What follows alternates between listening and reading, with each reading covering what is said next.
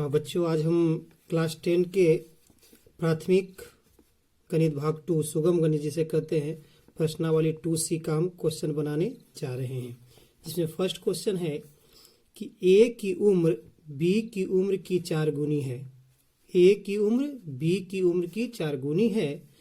5 वर्ष पहले ए की उम्र बी की उम्र की 9 गुनी थी।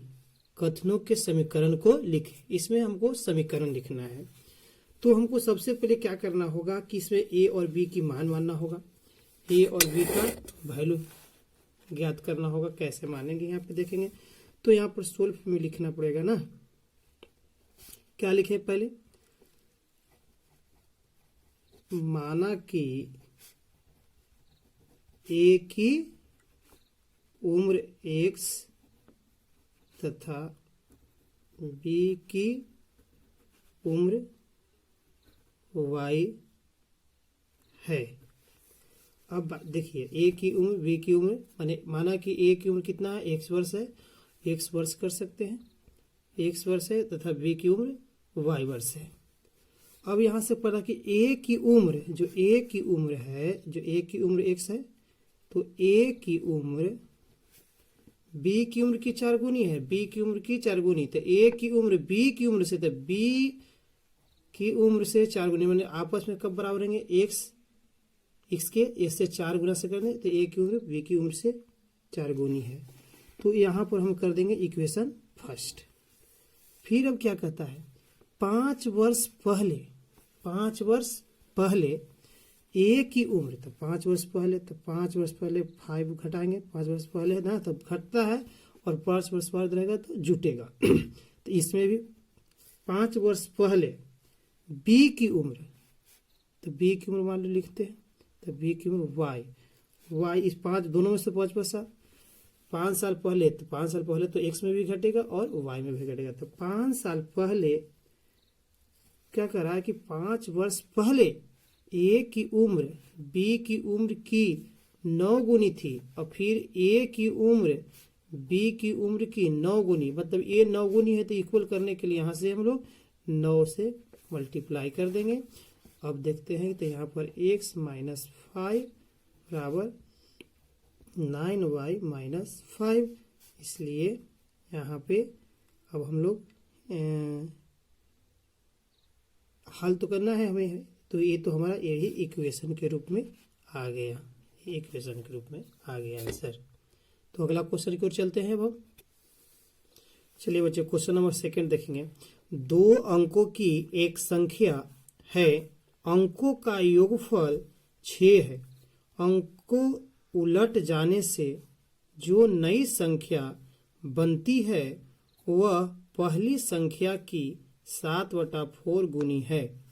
यदि पहली संख्या के इकाई और दहाई के अंक क्रमशः x y हो, तो कथन को x y के 2 समीकरणों में व्यक्त करें। तो यहाँ पर 2 अंकों की संख्या का पहली संख्या और दूसरी संख्या दिया हुआ है। यदि पहली संख्या x, पहली संख्या के इकाई माने इकाई अंक दिया हुआ है, संख्या के इकाई अंक कितना है, x है, और दहाई अंक y है। तो इकाई अंक और दहाई अंक y है, तो कहाँ पर आगे अंकों का योगफल, तो इसलिए अंकों का योगफल प्रश्न से क्या हो जाएगा, अंकों तो x plus y equal to 6, अंकों का योगफल ये हो गया फर्स्ट। अब कहता है कि अंकों उलट जाने से जो नई संख्या बनती है वह पहली संख्या। तो यहाँ पर तो पहले हमको अंक, इकाई अंक x है, दहाई अंक y है, तो यहाँ पर संख्या कितना हो जाएगा ये भी लिख लेंगे। तो संख्या हो जाएगा इकाई अंक, तो दहाई अंक तो 10y, इकाई है तो प्लस यहाँ x हो जाएगा, प्लस x हो जाएगा। तो अब चलेंगे, अब यहाँ से अब देखेंगे कि संख्या को पलटने पर, तो संख्या पहला संख्या यहाँ पे कितना है, 10y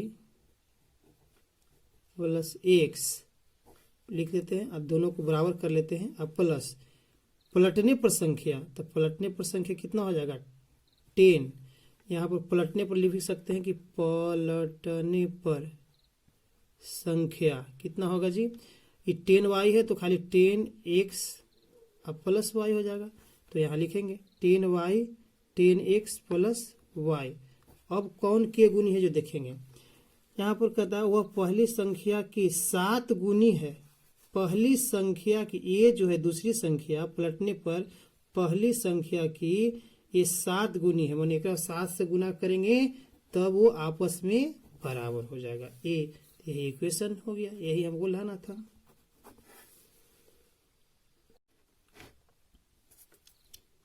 चलेंगे बच्चों, आज हम लोग क्वेश्चन नंबर 3 देखेंगे दूसरे पार्ट में, प्रश्न वाले 2 के सी का।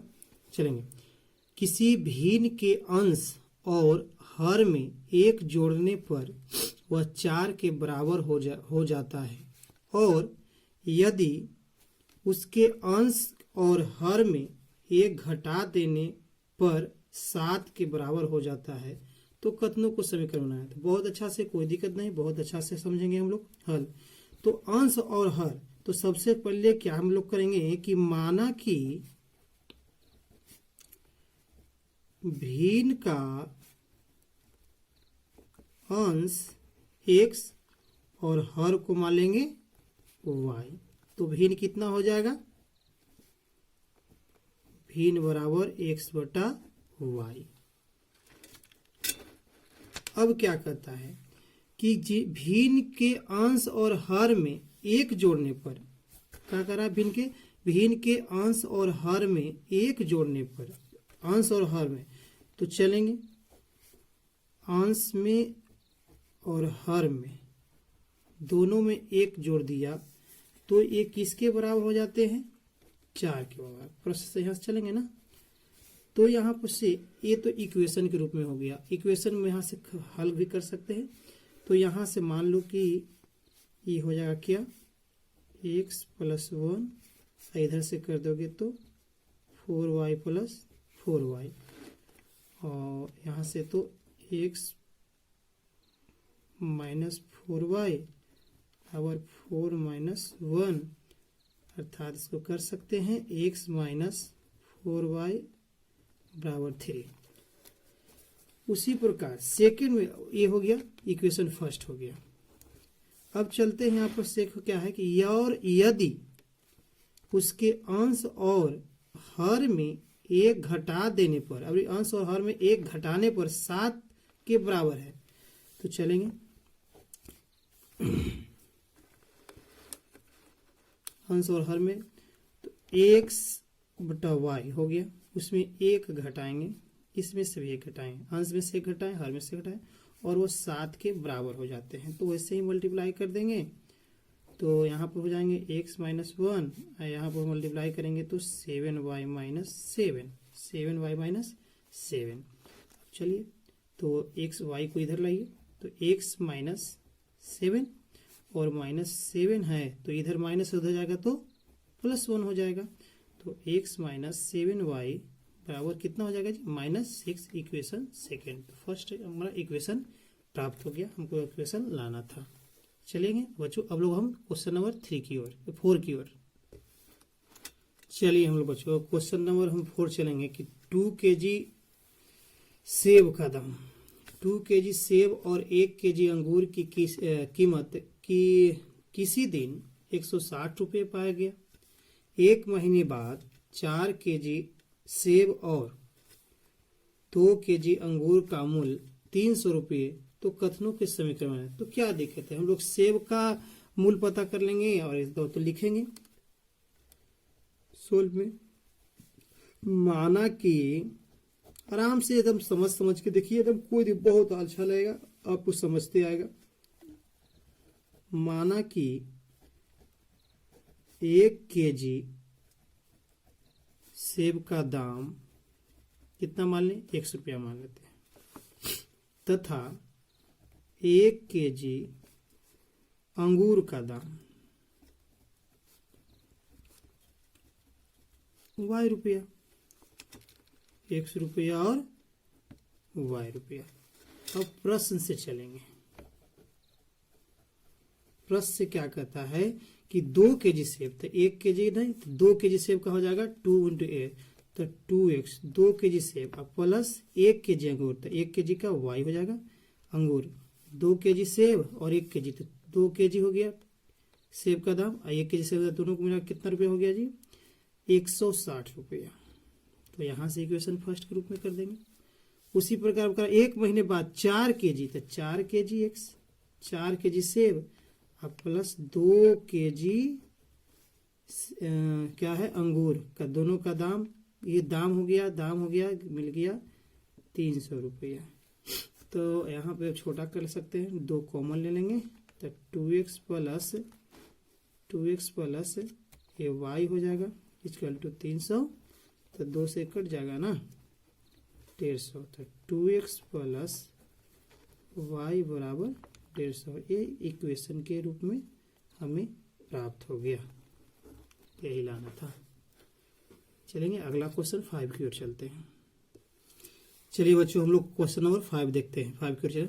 2 संख्याओं का योगफल 50 है, यदि उनमें से एक संख्या दूसरी संख्या की 7/3 गुनी हो तो संख्या निकालें। 2 संख्याओं का योगफल, तो इसमें 2 संख्या मान लें और बनाना शुरू करें सोल्व में। तो माना कि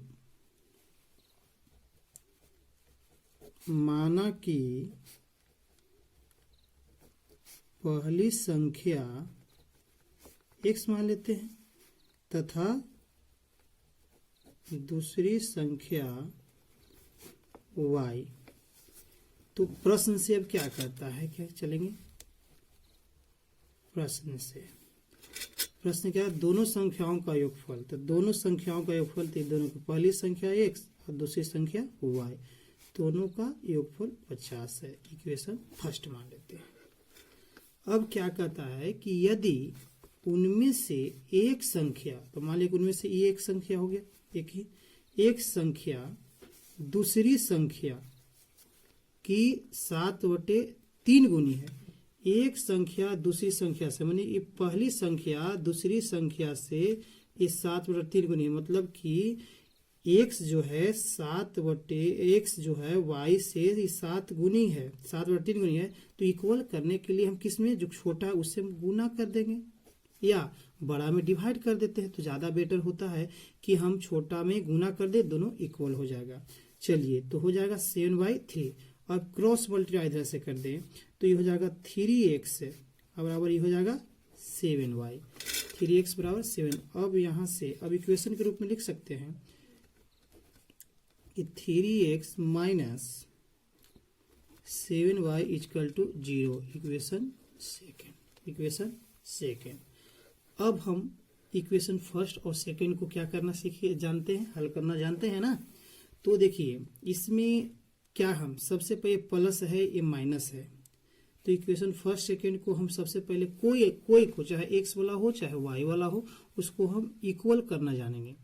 तो यहाँ 7y है तो यहाँ y है, तो हम चाहेंगे कि 7 में क्या कर दें, इक्वेशन फर्स्ट में 7 से मल्टीप्लाई कर दें, दोनों इक्वल हो जाएगा। तो यहाँ पर लिखेंगे समीकरण फर्स्ट इंटू 7 प्लस समीकरण सेकेंड इंटू कुछ नहीं तो 1। तो समीकरण फर्स्ट में 7 से मल्टीप्लाई करेंगे तो हो जाएगा कितना, 7x प्लस 7y इंटू 7 में यहाँ से करेंगे तो कितना, 7 में मैंने 7 में 50, 7 35, 350, और ये एक से करना है तो ये तो कुछ दिक्कत नहीं है। तो 7y इक्वल टू 0। चलिए यहाँ पर ये जुट जाएगा, 10x हो जाएगा, ये कट जाएगा, ये होगा 350, तो 350 तो x बराबर 350/10, x का वैल्यू 35, x का वैल्यू कितना आ गया जी 35 आ गया। अब क्या करेंगे, लिखेंगे समीकरण फर्स्ट में x के मान रखने पर। समीकरण फर्स्ट है कौन है, x plus y equal to 50। अब समीकरण फर्स्ट में x का वैल्यू कितना है 35, तो 35 प्लस वाई इजकल टू 50, तो y बराबर 50 माइनस 35 इजकल टू 15, तो y का वैल्यू आ गया 15। तो अब हमें क्या निकालना करते, तो संख्या ज्ञात करें, तो संख्या बराबर तो आ ही गया, तो संख्या बराबर हमारा संख्या बराबर एक 35 और एक 15 आंसर, 35 और 15 आंसर आ गया। चलेंगे हम लोग क्वेश्चन नंबर 5 के सेकंड की ओर।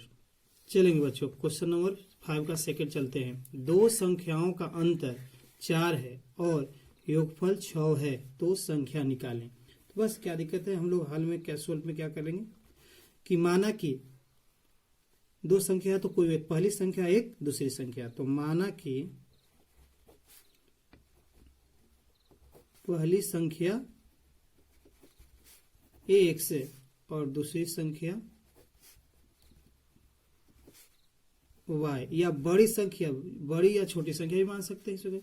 तो दो संख्याओं का अंतर प्रश्न से क्या करता है कि दो संख्याओं का अंतर, तो इसको बड़ा मान देते छोटा, तो x minus y equal to 4, x minus y equal to 4, तो इक्वेशन ही हो जाएगा फर्स्ट। और अगर दूसरा संख्या है तो योगफल कर देंगे, तो x plus y equal to 6, ये सेकेंड। तो इक्वेशन फर्स्ट इक्वेशन सेकेंड। अब इक्वेशन फर्स्ट इक्वेशन सेकेंड को क्या कर देंगे, हल कर देंगे, कोई दिक्कत नहीं। तो चलते हैं, तो दोनों इक्वल है तो लिखेंगे इक्वेशन फर्स्ट प्लस सेकेंड, तो यहाँ पर हो जाएगी x plus y equal to 4 और x प्लस x माइनस है, x minus y equal to 4 और x plus y equal to 6, x हो जाएगा 2x और y से y खत्म हो गया, ये 10, इसका मतलब x का वैल्यू आ गया 10/2 कट गया 5 आ गया। अब यहाँ पर लिखेंगे कि समीकरण फर्स्ट में x के मान रखने पर चलेगा। समीकरण फर्स्ट है x minus y equal to 4, तो x का वैल्यू कितना है 5 माइनस वाई बराबर 4, तो माइनस वाई बराबर 4 माइनस 5, क्या दिक्कत, तो यहाँ पर माइनस वाई इजकल टू -1, तो वाई खत्म, वाई का वैल्यू 1, इसलिए संख्या बराबर कितना हो गया, इसलिए संख्या बराबर हो जाएगा आपका, एक हो जाएगा 5 और एक हो जाएगा 1 आंसर।